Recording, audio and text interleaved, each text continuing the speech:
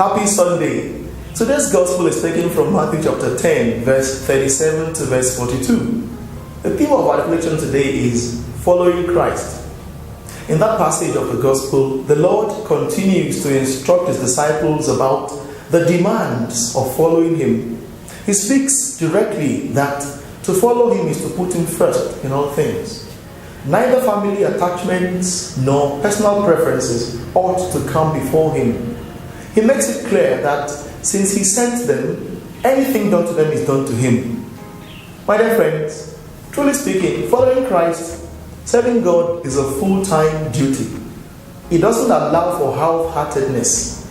The language and the attitude of following Christ is renunciation. In other words, we must give up ourselves, our own pleasures, our own preferences to put Christ first.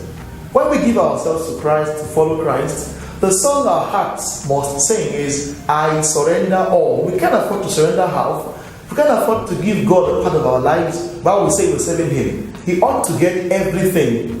While this may look very hard and even scary because it appears that it takes away our freedom, the Lord promises us that we don't really lack anything if we follow him. If we truly renounce ourselves for his own sake, he gives us everything back. Here, I remember the words of the Emeritus Pope Benedict XVI at the Mass of the inauguration of his pontificate in 2005. He said, are we not perhaps all afraid in some way? If we let Christ in, if we let him enter fully into our lives, if we open ourselves totally to him, are we not afraid that he might take away something from us? Are we not perhaps afraid that if we give ourselves to God, if we give something significant to him, if we offer something unique, that he will take our life away? Don't we risk ending up diminished or even deprived of our own freedom? And quickly answered, he said, no. If we let Christ into our lives, we lose nothing. We lose nothing, absolutely, of what makes life free, beautiful, and great. Now, take it there. If we give ourselves to Christ entirely, he makes our life free, he makes us beautiful, and he makes us great.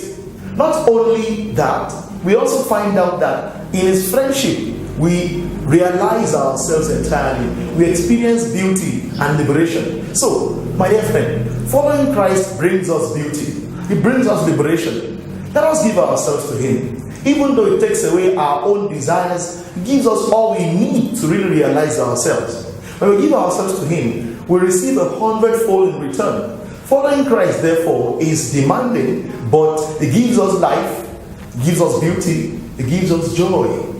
For us all every day, therefore, let us make effort to get ourselves better as his followers, especially in our world that tries to draw us away from him. If we give ourselves to him, again I repeat, he will make life beautiful, he will make life free, he will make life wonderful. Shall we sing together today, my dear friends, that beautiful hymn, I Surrender All, our own way of expressing our love for him and our willingness to follow him.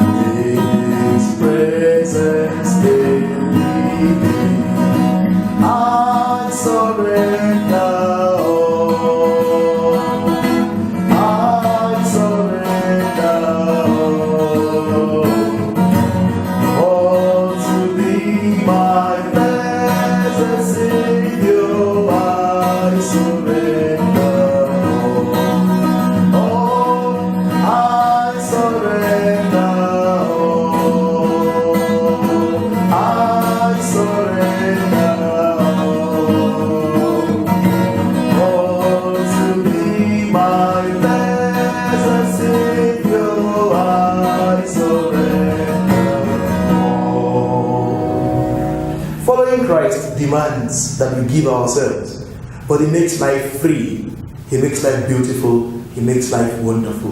God bless you.